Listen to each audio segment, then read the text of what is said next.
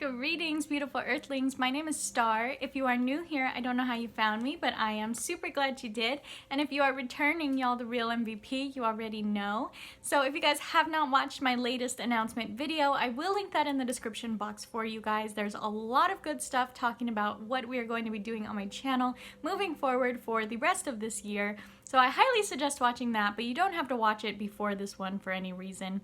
So let's go ahead and first and foremost get our drink of coffee, because y'all know I can't have too much coffee.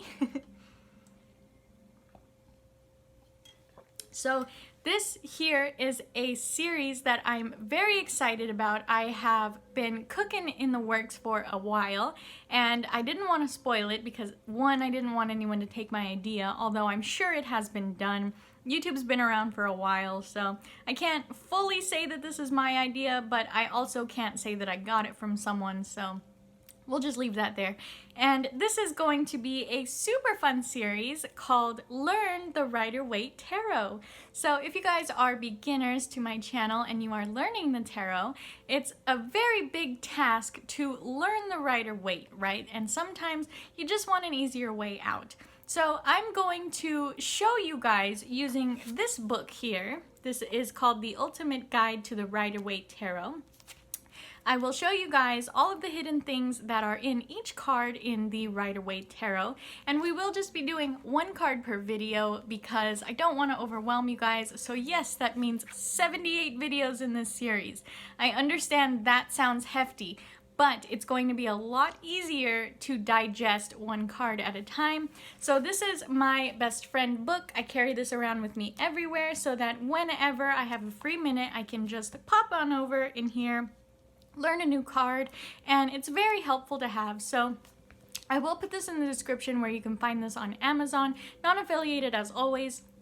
Not gonna say the price though, because I have noticed that Amazon fluctuates prices a lot. So when I was gifted this maybe a month ago, the price was $12. I recently checked, it is $16. So if you guys have a bookstore around you, that might be a good option as well, because you never know with Amazon, but somewhere between $10 and $20. I don't think this should go over 20. Yeah, it's marketed here as 20, so it won't go over $20, that's for sure. But yeah, this is the book we are going to be using for this series. So if you don't already have it, I highly recommend it. You guys have seen me talk about this book in quite a few videos now, but I am going to be walking you through all of that fun stuff. So today we're actually not going to start with a card. I wanted to show you guys some of the other things in the beginning part of the book, just to get you a little, get your feet wet with this book and with this series. Okay, so the deck we are going to be using going forward in the series though is going to be my Centennial Rider Waite Enigma. Hello. And you guys have already heard me talk about Enigma quite a few times. This is my best friend deck by far, and I love the Centennial. This is the Centennial in a tin, and it's a little bit smaller than the normal size one, so I will link where you guys can find that one as well on Amazon. And this one is my favorite of all the Rider Waites that I have. I do have 4 Rider Waites so far. I have been looking into getting the giant Rider Waite for this series, but I really don't like that imagery, you guys. I keep trying, I keep looking at it, and I just can't do it. So we're gonna use my Centennial. I'm sorry, the cards are really tiny. So you guys see we got the Magician there. I actually did not put that there. I just gave him a quick shuffle, and that happened. So we're probably not going to get to the deck today. I just wanted to let you guys know that that is the deck we are going to be using moving forward. I won't be switching the deck on you guys at all. Normally I would use the Radiant because I do always recommend the Radiant in conjunction with this book for beginners. So if you guys have not seen the video I did about the Rider Waite versus Cutesy tarot decks, I'll link that in the description for you guys, as well as the Centennial review. But the reason why we're not using my Radiant for this series is because that's 78 videos, and Joe is a tired old man. If you guys don't know that, if you are new to my channel, my Radiant Joe, he's a very tired old man. We have a running joke about him being a retired Navy vet. He just wants to relax, watch TV, sit in his chair, and not be bothered by anybody. So we're not going to bother Joe with 78 videos. He's done for YouTube for probably forever. So I want to get into this with you guys and just show you here what is going on in the beginning of this book. So there's a whole lot of stuff before you get to the cards and what is in them. So in the beginning there's tarot interpretation, 10 best tarot definitions, 10 most important facts about the tarot, 10 favorite ways of using a single card. So I will be addressing this single card thing as well as a 3-card spread in later videos. I have gotten that requested to talk about different spreads and the significance of different spreads for different occasions. So I will be talking about that at some point. I can just tell you guys very quickly what it says here. So favorite ways to use a single card: card for the day, card for the week, card for the month, and card for the year. Very simple. So if you guys are brand new with your tarot deck and you're trying to find a way to do a reading but you can't quite figure out how, you don't really want to do a 3-card spread for yourself every day, or you don't want to just see what comes out, you can always do that single card for the day. My aunt does that over on her page, The Glass Owl on Facebook. So that is also kind of what inspired me to do this, is having that 1 card a day. I really like that idea, to learn just 1 card, really learn 1 card, and help cement that in your brain. So there's more here. Wow. The project card, the favorite card, the personality card, the essence card, the complementary card, and digit sum or quintessence. So I do remember reading a couple of these. I have no idea what this digit sum card is. That's interesting. But the favorite card is actually very interesting. So I feel like everybody knows their favorite card in the deck. That is either a card that you identify within the deck, or a card that you just get really happy to see every time it pops up. And that's constantly changing throughout your life, depending on where you are in your journey and in your life. That's going to change all the time. So my card has always been the star card, for obvious reasons, but I'm not going to get into all of the bajillion reasons why the star card is my favorite. So you guys already know that. You see my star notebook and all of that fun stuff. I'm probably going to change this to a star tapestry if I can find the right one at some point.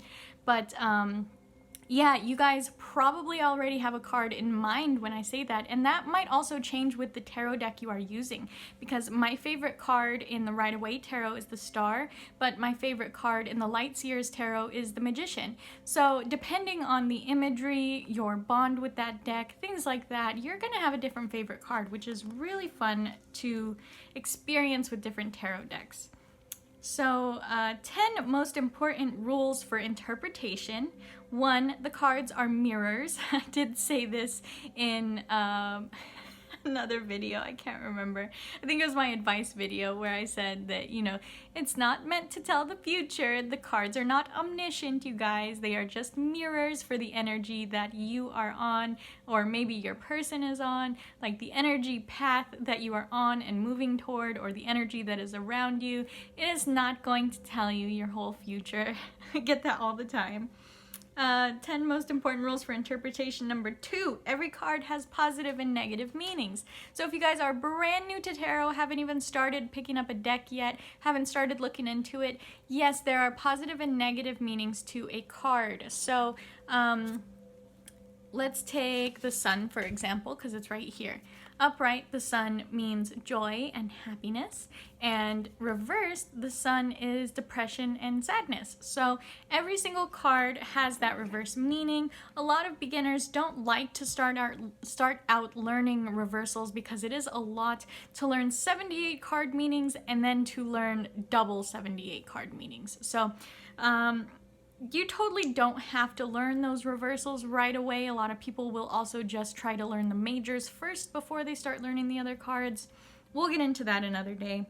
Number 3, concentrate your energies on hard and fast reference points. Some cards tend to give our imagination too much rein. Yeah, so that makes sense. You guys, sometimes, especially if you're doing intuitive readings, you're going to put more meaning into the card than there is. So try to find that good balance when you're reading. Differentiate between subject level and object level as the need arises. That's a whole Carl Jung lesson right there in that one. So learn to recognize and take account of associations. I wasn't planning to read the whole book to you guys, to be honest. I thought these were going to be like really good points that I could just give you right away. So each card represents both a motivation and a warning. Again, that can be the upright and reversal. Remember the symbolic nature of the images. Don't take everything at face value. So yes, it is important to take it at face value, but it's also important to remember there's a lot of symbolism in these cards for a reason. There's a whole lot of stuff hidden, and that's the point of this series. Give yourself time to observe at leisure without jumping to conclusions. So it's very important to take time to just play with your deck, just bond with your deck. I do this all the time with brand new decks and with most of my decks, to be honest. Just sit there while you're watching TV, just shuffle through the deck. Don't ask questions, don't set intentions, don't do anything. Just shuffle through the deck. Maybe have a conversation with your deck and just see what pops out. And go, oh, okay, thanks. Like, acknowledge the card, but don't sit there and try to analyze the card. Oh my gosh, what is this card trying to tell me? If you're not doing a specific reading, you don't have to really look at those cards, and it's not necessary that you hold your tarot deck only when you're doing readings, you guys. It is your deck, you know? You can do whatever you want with it. You guys can have a good time, hang out together, carry it around with you everywhere. Shuffle for fun. Hello, that's how you get good with shuffling. I did have someone mention that recently on another video where she was like, man, I wish I could shuffle like that. And you guys, the only way you're gonna get good at shuffling is to practice, and that means a lot of leisure time with your deck. An interpretation is only complete after it has led to practical consequences. Okay, and enjoy the magic of the moment. That's probably my favorite one. Enjoy the magic of the moment. So 10 useful tips for interpretation. Oh, this is what I wanted to show you guys. So most important clues may be in the background. That's very important.